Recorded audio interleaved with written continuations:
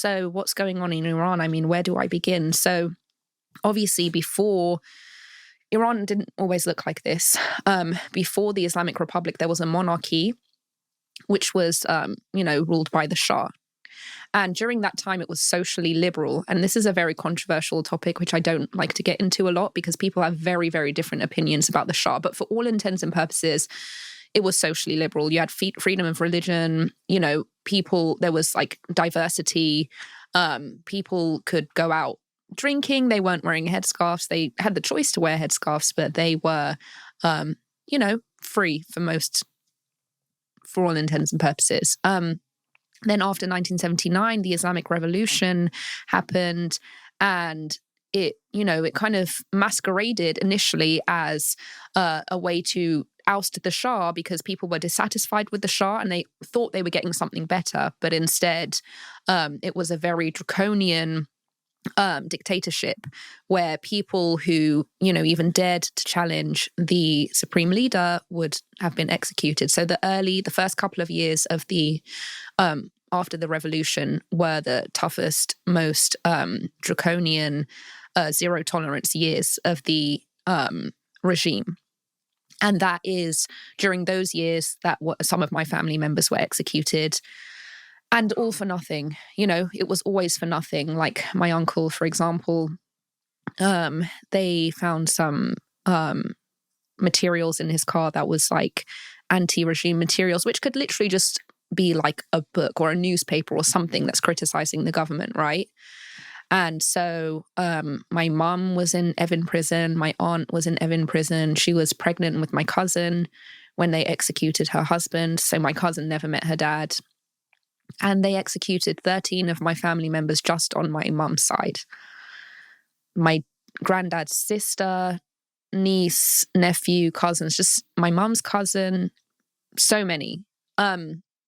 So then the landscape of Iran just changed. It became the Islamic Republic. So for 43 years, immediately after the revolution, everything changed. Like women lost so many of their rights. They, lost the right to sing, to dance in public. They had to be veiled. And then, this went on, this has been going on for the past 43 years. And during that time, we've had some periods of pushback. Like you had certain like mini revolutions, like large-scale protests that looked like revolutions, 2009, 2019, but they were always quashed and the international community always lost attention. But now, so then obviously what happened is that in September, after the death of Mahsa Amini, which is what caught the mainstream media's attention, this girl who was incorrectly wearing her hijab was stopped by the morality police, and she was detained and she was beaten and she was killed. So that, the best analogy I have for that is kind of like it was like a George Floyd moment. So if an observer from outside the US, or maybe outside the world, because everyone in the world knows what happened there, but like an alien looked at that situation, they would be like, why are you so mad about one man's death? But to people who know, it was like, it's not one man's death. It was like the final stick that broke the camel's back, right? So Mahsa Amini was like the final stick that broke the camel's back in the Islamic Republic of Iran. And that fomented this revolution that has become just like seismic in magnitude at this point. And I think the difference and why the world is paying so much more attention now and it's not dying out the way that it did during the Green Movement and previous revolutions is because of the age of information and the way that we're so easily able to, even the way that they've cut off the internet, we're still so easily able to share information and they can't lie and they can't hide anymore. So that's how we got to where we are now. Yeah, I mean, you just answered my question as to, because my first thing was thinking, why was this the one that stroked the camel's back? Not obviously it didn't stroke the camel's back. That's what I said? Yeah. Stroke the camel's back? Yeah, I think the camel wouldn't be mad if you stroked his I back. was going to say, that sounds a lot more pleasant than what I hear that's going on over there. So we're not stroking any camels. Definitely broke, yeah. There we go. There was the accidental levity that I think we needed in that moment. So back to this commercial break. And so obviously, like you said, well, that other revolution was 79? There was, it was 2009, the Green Movement. What was the one? Oh, the first one. The initial one was 1979. 1979. Yeah. And since then, what was her name? Is Mashi? Who? What was the woman's name who called Mahsa Amini? Mahsa. Yeah. So prior to that, is this a regular thing? I'm saying, like, you're saying this is one of the things that happened that caused what we're into now. Yes. So obviously, prior to Mahsa Amini, they were doing, they were detaining women for not properly wearing hijab. And, we don't know all of the stories of what they did to those women because they have, this form of secrecy in the Islamic Republic. This is why you don't hear, it's really difficult to get the stories out of there. But of course, they've been doing this to women for the past 43 years. Yeah. Right. And we all knew that, but it never doesn't get clearly the attention that we're getting now. And obviously the information age that we're not does that. And this conversation was, besides the fact of just kind of, giving, I know you have your own platform and you're doing great, but it's just another opportunity to learn what's going out there and another platform to speak about it in relation to this podcast that does talk about death. This entire movement is built off exactly that. And I find it so remarkable how these movements happen, and then especially what's happening over there is just so different than anything that's happened in the States. We don't see that world. It's not even close. Right. Obviously, we've had certain protests based on deaths, but the people that are protesting usually are not at risk of losing their lives for protesting. So I'm just curious, are you speaking to people that are currently, you're also speaking to have connections out there that are people that are protesting and all that. Have you had any conversation about their perspective of willing to put their own neck on the line to fight for this, knowing that now their life might be taken? Because to me, that's an interesting perspective of facing death, knowing that might come. Yeah, well, I think the perspective that they have is that they're facing death, but what's the alternative, right? So right now, the state of the country is just in ruin. And I mean, it's in financial ruin for so many reasons, economic ruin, and they don't feel like they have a future. They don't feel like they have a future for so many reasons because they don't have freedom of anything and their living conditions are so dire. I mean, if you think about it over here, right? All of a sudden, you don't have freedom of speech. All of a sudden, you don't have freedom of religion. All of a sudden, you look at somebody funny and you're getting hanged. Like, what are you going to do? Just sit in your home crying? At that point, you're like, well, I might as well face death for this because what's the alternative to death? I don't have a life, right? So from their perspective, it's like, I might as well risk death for life. That's it. That's it right there. I guess it's your only option. It's your only option. And then that is what makes it so powerful, right? Yes. Is when you have nothing to lose type situation. So is that why part of the reason why there's so much movement that's happening? Because there is clearly progress happening right now. Right. Yeah. It's like they have nothing to live for and everything to die for. And I think that it's funny because people say, when they talk about it, they say like, oh, Iranian women have no fear. They have no fear. But I think it's more than that. I think it's like they have fear, but their purpose is bigger than fear. Right? You know that saying, feel the fear and do it anyway. I think like there's been periods of time where the fear has been like there, right? And then at some point the motivation just like surpasses the fear.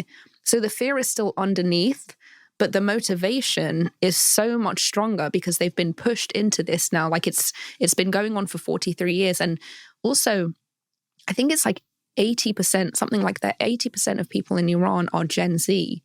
Like these are young people, right? And 80? they have 80%. Yeah. That's a much higher percentage than I anticipated. Really high. It's all Gen Z. So they have their whole lives ahead of them. They're not going to live like this. They're not going to live like this in a system that doesn't suit them, in a system that oppresses them, and a system that's literally choking them for the rest of their lives. It doesn't make any sense, right? I mean, if you had a country that was like an older generation, maybe by that point they would be like, fuck it.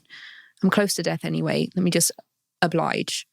But this is a generation that's not going to stand down because they value their lives, they value their future, they value posterity, and they're not going to be, they're not going to let the fear hold them back.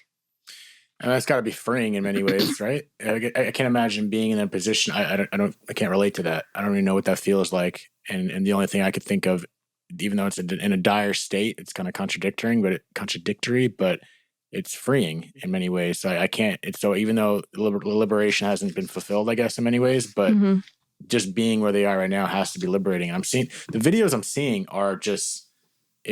I don't know how to explain it. I'm so far from it that it's hard to, I don't know. I feel like we're in a place that we see so much online, even though the information age is so powerful to help movements like this. There's also I don't know, maybe it's just me sometimes. I try to catch myself not to get there. There's a level of being desensitized for seeing some of this sometimes. So I just wonder how long that the revolution in 1979, was I correct with reading something that said it took like 15 months or something like that? Maybe something like that. Yeah. I'm pretty sure that's what I saw.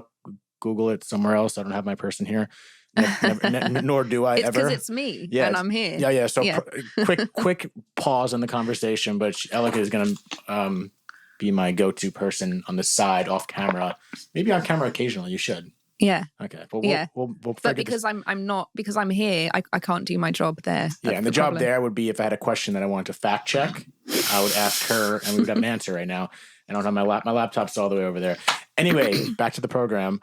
So there's like a level of desensitization. So I wonder I feel like you see certain movements happen. It's just of a ridiculous scale. So I can't imagine it losing steam, but I wonder how much of a correlation to a movement continuing its progress, continuing its pace, when you constantly see this stuff. And I feel like I see so many people that even like me sometimes see it, and then it's like I swipe somewhere else and it's a playback of a baseball game. And I guess my point is, how much of this movement is continuing steam? Like, is it slow? Right. Is it continuing on? Are people seeing these horrible videos and it's building up power, or is it like, oh my God, more? I can't look at that anymore. Yeah. Well, it's interesting because I have been acutely aware of this very thing. And well, just to give you some background, the Islamic Republic knows all too well this phenomenon of desensitization. And in the early years, in its embryonic stage, what it was doing was that it was doing mass executions in public. So they were lynching people in public, and they were showing it on TV, and you would just like drive around and just see people hanging from a crane. And the whole purpose of it was, number one, as a deterrent. So this is what we're going to do to you if you don't comply. And number two, for the very purpose of desensitization. So you're just walking around town with your kids, seeing someone hanging from a crane, and it's like, oh, right? Like, that's how you desensitize the public to death. So it doesn't seem as outrageous anymore. Like, it gets to a point, I mean, even times when I would visit Iran, people would just be like, it's okay, because they normalize it. That's how you normalize death. And so I'm doing it in a completely different way, but in a good way. Yeah, because you're not murdering. No. You normalize death, but you don't normalize murder. Yeah, it's crazy. Right? And so I'm very aware of the content that I put on my TikTok, right? So I do not sit there all day, every day on TikTok sharing like videos. I cultivate certain stories of people inside of Iran, and I give it time and I wait, and then I put these stories out and I share what's happening to them. And every time I share it, it's always because I'm almost a lot more desensitized to it. And so when I see people's reactions that are like, oh my God, this is horrible. Oh my God, this is horrific. Oh my God, I can't believe it. I'm like, okay, you're not desensitized yet. So that's good. Because if I keep inundating them, that's exactly going to be the reaction, right? Like, how much more of this can we take? Mm-hmm. So yes, I think desensitization is something that, someone who is as evil as, the people behind the regime, they know how to exploit that tactic of desensitization, right? Because if you hide it enough, if you hide murder and death enough, it's always going to be a surprise. It's always going to be outrage when you find out.